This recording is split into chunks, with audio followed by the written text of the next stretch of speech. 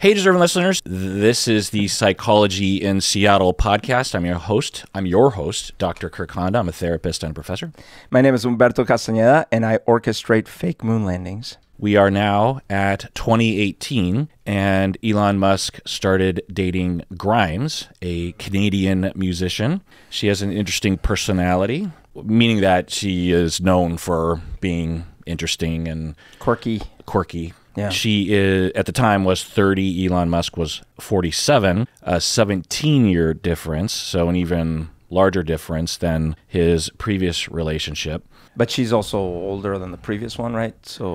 Right. So it was like the age bracket was moving up, but the gap was growing.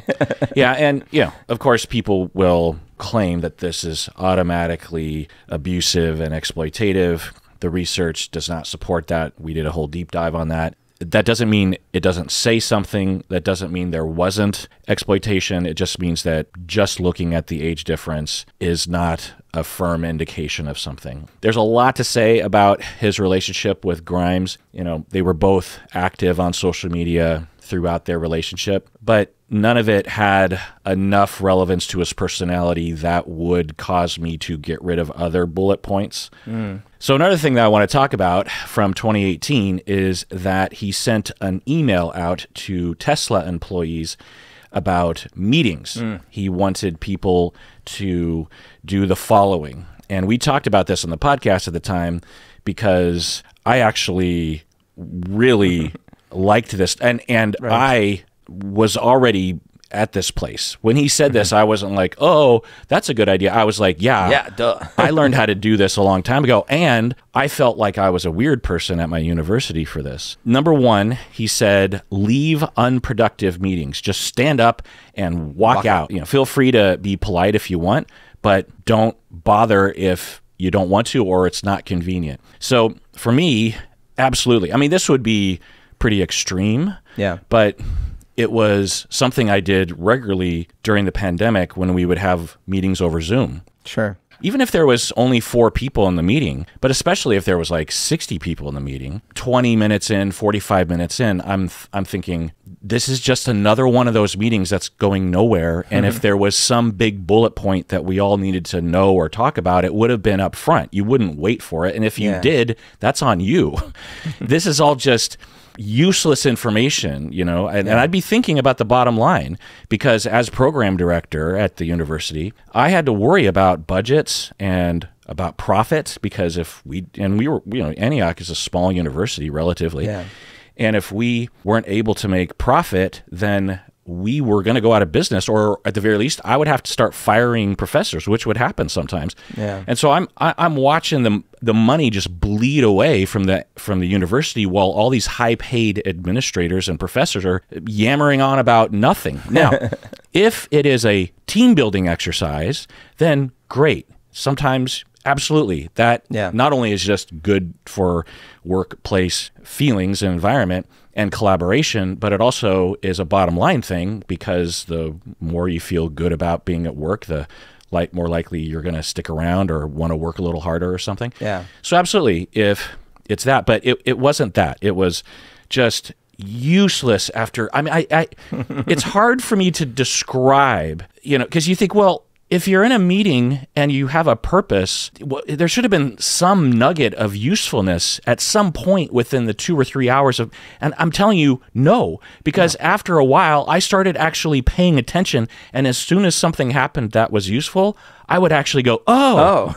That actually justifies, that could have been 5 minutes. Yeah. It also could have been an email, but that was something that actually happened. You don't know how much I relate to you on this. Like, it's crazy. You'll be sitting there, we'll be having a meeting where it's no joke, like 20 highly paid individuals in a meeting that lasts like at least 30 minutes. Usually it's an hour, right? And, you're discussing, okay, how are we going to make the flag appear to be static, in a gravity place that's not in a vacuum. Right. And you could have the discussion in a much smaller venue, even on a chat, right? Like you could have the actual engineers that know what's up, talk to each other, and then come to a conclusion, write it up, recommend it, and then have a decision maker be like, yeah, that sounds good. Instead, you have 20 people all giving opinions. Half the meeting is actually unrelated, right? It's and then someone raises some other issue that didn't have to do with the original issue, and then you tangent into that. Right. Oh, the meetings would make it worse than not having the meeting sometimes. Yes. Because then you have randos that don't know shit about shit chiming in about shit that they don't know shit about. Yeah. And then that derails everything. And now like a couple other people that don't know shit about shit are going, yeah, what about that person who doesn't know shit about shit? I kind of think that shit might be some shit. and then the rest of us are like, yes. Okay, now we're backwards. And the worst part is like it spawns more meetings. Okay, we should follow up on that. Let's follow up on that. Let's follow up on that. Berto, I'm not even joking. We had a scheduled meeting, like a special meeting, to talk about meetings. I'm not even joking. Oh my God. We had a special scheduled meeting to talk about for all the professors. And I would sit around and I'd be like, okay, if you did take the salary and you divide it by 50 hours a week or 45, and I'd go around and I'd be like, thousands of dollars are just being drained away. Plus, like, we only have so much time. And all this time could be spent teaching students, God forbid, marketing or relaxing, actually having small meetings where you're actually getting shit done. Anyway, so that's one is just leave unproductive meetings. And I'll never forget this one time I was in a Zoom meeting and this one professor was just, I'm not even joking, it wasn't even her meeting. Okay. It was someone else's. It might have even been my meeting. Someone's in charge of it. Yeah. And she talked, like minute 4, she started talking and she didn't stop for, I timed it, Berto, because the meeting was supposed to be an hour long. Yeah. And I bounced at an hour 15. Okay. She talked the entire time. Oh my God. It was like, wow. It was like a filibuster. You know what I mean? Yeah. But that's just how she was. Wow. And I'm like, at first I'm playing along. Yeah. And then 20 minutes in, I'm like, this is going nowhere.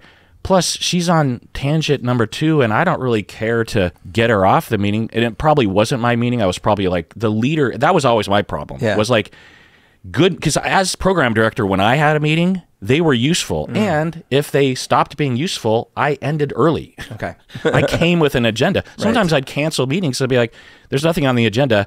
Don't bother on the meeting tomorrow, So I would always look to the leader. I'd be like, the leader should be reining that person in. We got this thing to, I just, anyway. So number 1, leave unproductive meetings.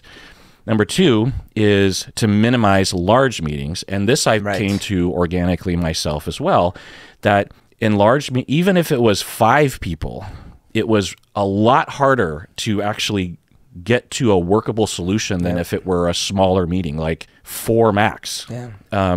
Maybe that would be kind of the max. 3 people, 2 people, 1 person meeting. You can get a lot of shit done because you agree with yourself. Part of the problem is that, and it really goes to show that the culture that we have is that people feel like if they're not included in the meeting, that hurts their opportunities for growth or promotions or success in the environment. So it's like, oh, I need to be included in the meeting. And similarly, at the leadership level, you can't like delegate. It's like, yeah, I guess we're all leaders, but why don't you take this meeting?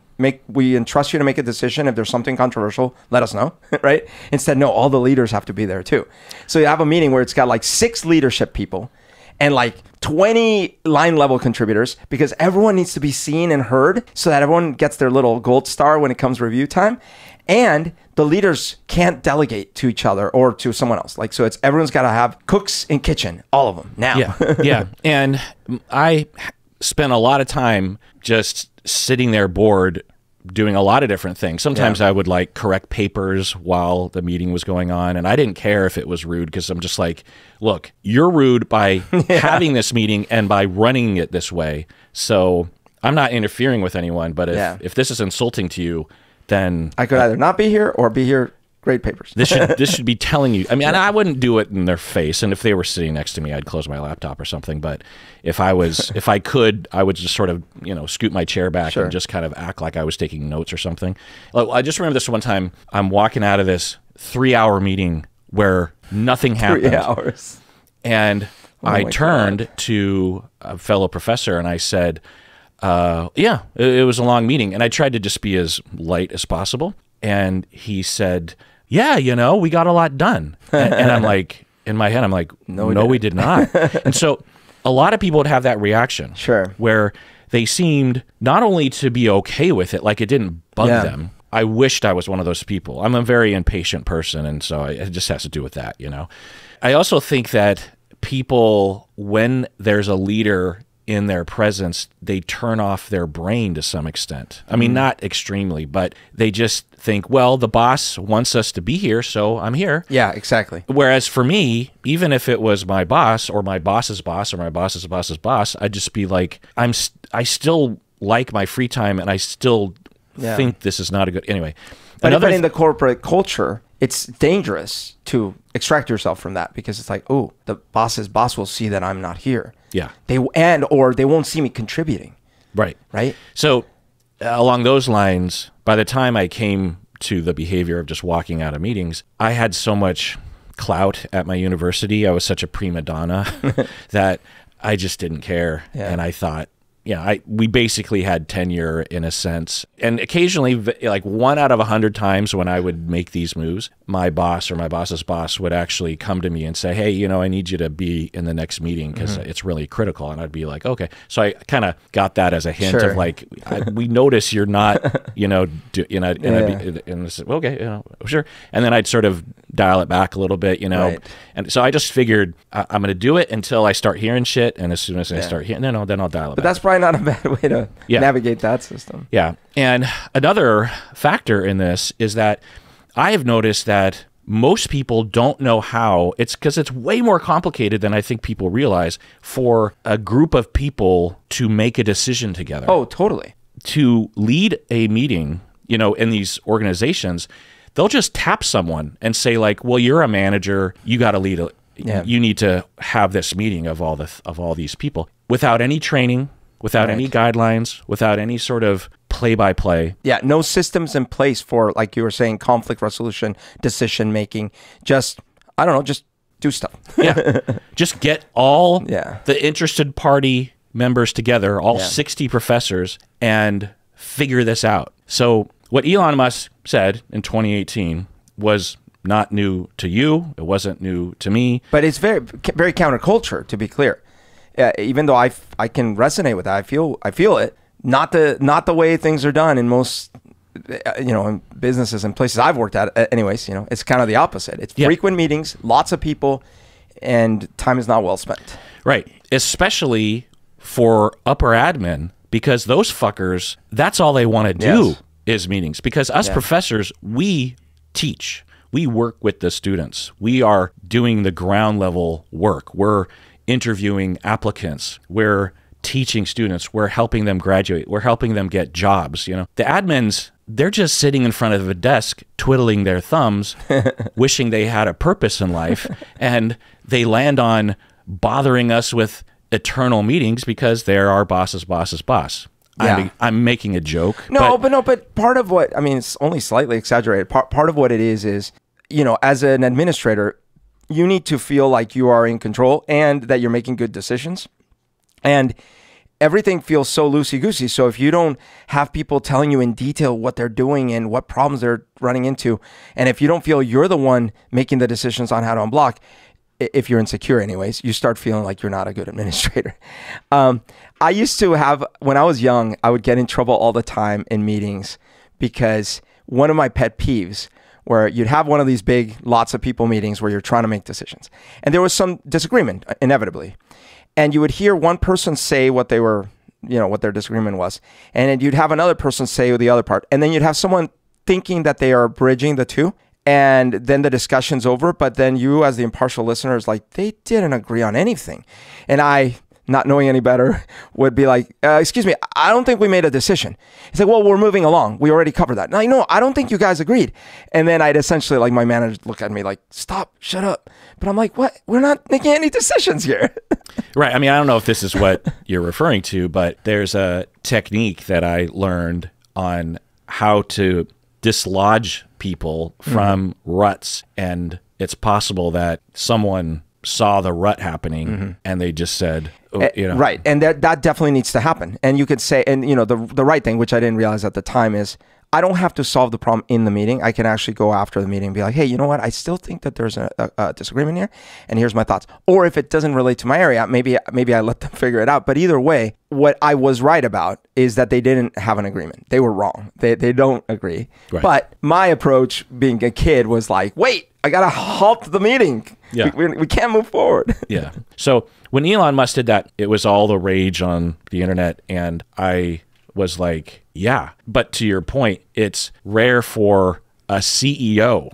Yeah. Because what he's saying, I mean, what he's mainly saying is all the meetings happening where he's not there. But in essence, he's saying, if I am leading a meeting or I want you to be there and it's completely unproductive, then you have in fact, I'm telling you to just stand up and walk out, right? Right. Berto, what do you think that says? Because I think it is distinct. In my impression, I never met a single other professor that shared my point of view about meetings at the university. And I talked to a lot because I complained all the time about it. And I wonder what it is about, and maybe there's different roads to this place, but what is it about you and me and Elon Musk regarding the personality?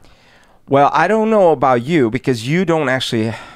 Okay, so let me say about me. Like, I'm an impatient person. Yeah, me too. Okay, so maybe there is something there. Because I think Musk is definitely very impatient and impulsive, right? So I feel like if you are an impatient person and you're sitting there watching the slow molasses, you're going to get annoyed. Yeah. And so that's the common thing. The other aspect, which might be more unique on the Musk side, is that he always thinks he's the smartest guy in the room. And I'm sure there were many meetings where he's having to sit there having people explain stuff, and either, you know, maybe it is stuff he didn't know or whatever, but in either case, he's like, yeah, let's move on. So he himself is getting annoyed, and so he's projecting that onto everyone else. I have a feeling that one downside of his approach is that there might have been actually a lot of very detailed technical meetings that needed to happen with engineers, where some of the engineers maybe were like, I don't need to be here, and then some of the other engineers, how are we going to make a decision on this one part that, you know? And so I could see it over indexing or over correcting. But I think that urgency of like, I need to get out of here. I have more important things to do. Okay. Let's take a break. When we get back, let's continue with 2018. What do you say? Let's do it. All right. We're back from the break. So continuing with 2018, there was the SEC case in 2018. Also this year, SpaceX launched 2 prototype satellites for Starlink. This was the beginning of what would become the Starlink armada of satellites. A lot of people are worried about the Kessler syndrome, where you have a situation, really serious situation, where you have collisions and debris just everywhere. Yeah, and these things are moving at, I don't know, thousands of miles per hour, way faster than a bullet, with no air resistance to slow it down. And they're all crisscrossing paths. Yeah. And if you have one collision, that creates all this debris, which will destroy 10 more, and then those 10 will destroy 100, and then pretty soon you have no satellites and all of our communications and everything. And then you can't launch anything, because as soon as you bring a craft in there, because the debris is going all different directions. Yeah. And this is one of those scenarios that they worry, I don't know what chapter we were talking about, the great filter. This could be one of those great filters, because as soon as that happens, then, forget about transmitting signals over long distance. You'd have to use wires, You got to find a way to get all that stuff out of there somehow. Right. And forget about space travel. Yeah. That's over. Was the movie Gravity with Sandra Bullock where the high impact thing damages the... Yeah. And there's some problems with that. One is that you could actually see the debris. No. It's so fast. You wouldn't see it. You'd just be sitting there and like all of a sudden everything's ended. Yeah. In fact, there's a scene in The Expanse that actually is way more accurate on that. Anyway, but there's some silliness to that movie, like when George Clooney lets go. It's like physics, it didn't make any sense, but I still really like that movie. Yeah, I liked it too. But luckily, experts agree that the Kessler syndrome won't likely happen anytime soon, but we have to You know, it could happen. There's a risk, but with increased number of satellites over time and no coordination among corporations and countries, then it's almost inevitable, you know? This is one of these that baffles my mind. One of these points about Musk and his companies that baffles my mind. I would have thought, like, if you ask me, let's say you come to me like, Berto, I'm going to use all the trillions of dollars we've gotten from patrons from the podcast to start a space program. I'm like, well, that's cool. And then you're like, so what we're going to do is we're going to launch like thousands of satellites into orbit. I'd be like, oh, okay, well, you lost me because first of all, I'm sure that if that's a business, it's already been figured out. Like people like AT&T, whoever, they figured it out. Like if it's a business that can make money, they've done it. 2, the government's not going to let you launch thousands of satellites into space. 3, other governments are going to, like, I would have just thought like, this isn't going to happen. Right. So it blows my mind that somehow they did it. And it both like blows my mind from the perspective of like, well, I guess if you put your mind to it, but also like, is no one actually regulating this stuff? Like who's keeping track of all this? I believe there are attempts. Yeah. But they have little power. All right, let's move on. So, also 2018, SpaceX launched the Falcon Heavy. This was the inaugural mission that carried Elon Musk's personal Tesla Roadster as a dummy payload. This was a huge moment, actually. So this is from CBS News. Amazing pictures from space. Elon Musk pulls off an engineering feat. He sent his own kind of rocket man on board a Tesla Roadster into orbit. Elon Musk has outdone himself this time. That's Elon Musk's own Tesla convertible in orbit. The driver is a mannequin he's calling Starman. Berto? That car, you know who it was supposed to go to? Huh. The original founder of Tesla. It was not only, you know, what he was supposed to get, but it was actually promised in writing. And then Musk decided, no, I'm going to take the first one off the lot. But you'd think he got the second one. No, he also didn't get the second one. He got the third one, and an employee crashed it, so it had to get like repaired before it even got delivered to him. So that car was technically supposed to go to someone else. Interesting. Well, to me, I remember when this happened, and looking at the timeline, at least to the general, you know, during the 2010s, there were, you know, there's a fair amount of action on Twitter by Elon Musk, and he already had a bunch of people that hated him. Yeah. But I didn't know enough about him to dislike him. And I remember when this happened, it just seemed like, oh my God, this guy, you know, and when I look at the timeline, this is the pinnacle of the general popularity or the general approval rating. Anecdotally anyway, because right after this is the Thailand kids cave incident, which I have a whole chapter basically on. Yeah, I'm trying to remember how I felt. I'm sure, because at the time, I don't think I had started really disliking him yet. I don't think so. I didn't know enough probably. So I must have thought this was cool, right? Yeah. I just don't remember. Like, I remember that it happening. I don't remember disliking it. Yeah, I don't remember disliking it. I knew enough about the SpaceX progression through the successes to not be that surprised by it. But I think the main thing I noticed was just how much everyone thought it was so cool, because it was such a visual represent. It was just so strange to see a car in space, right? We've seen satellites and we've seen other things, but to see something that we can relate to, that's just in our garage, flying around, you're like, oh my God, you know, with these cameras that are, you know, pretty well placed so that you can visualize it. And you're just like, how cool is it? It's bizarre. It's cool. It's like, I don't know how I feel about this. It's like the future, but it's also kind of like silly. You know? Yeah, it's a marketing event. It's like, it's like jokey, you know, like you've never seen. It's a troll meme, right? You've never seen jokey NASA actions. You know what I mean? It was this intersection between Gen X and relatability and internet memes. It made me feel like, actually, today we know these to be a mouse, right? But I remember when they first came out with the mouse and how they called it a mouse, and how everyone thought that was the silliest, most childish name they had ever heard. But that's the Silicon Valley and, Seattle.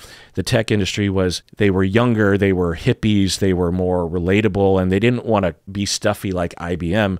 They wanted to be more relatable. Yeah. And so, like they would call them bytes. Right. That was also kind of I remember all of those words were kind of surprising because typically in engineering, there would be more technical names, and they were using words like Windows and mice and bytes and bits and floppy disks. They seem like they're just part of the language, but at the time, so it kind of felt like that. It's like, oh, we're having some lightness to major technological advances. Yeah. It's like it gives it personality or something. Yeah. Well, let's take a break. The rest of this episode will just be for patrons of the podcast. We're going to go into detail about the cannabis Joe Rogan incident. There's a lot to go over, actually. Because I remember hearing and noticing this in the news and on Reddit and stuff. But when you actually go through it, it says a lot about society. It doesn't say a lot about Elon Musk, actually. I mean, it says a little bit about Elon, but it more is very revealing about us as a society. So if you want to watch, we're going to go over the videos and watch them and analyze them, I suppose, and talk about the different events, in terms of the timeline of the cannabis incident. But if you want to become a patron, do so. Otherwise, please take care of yourself because you deserve it.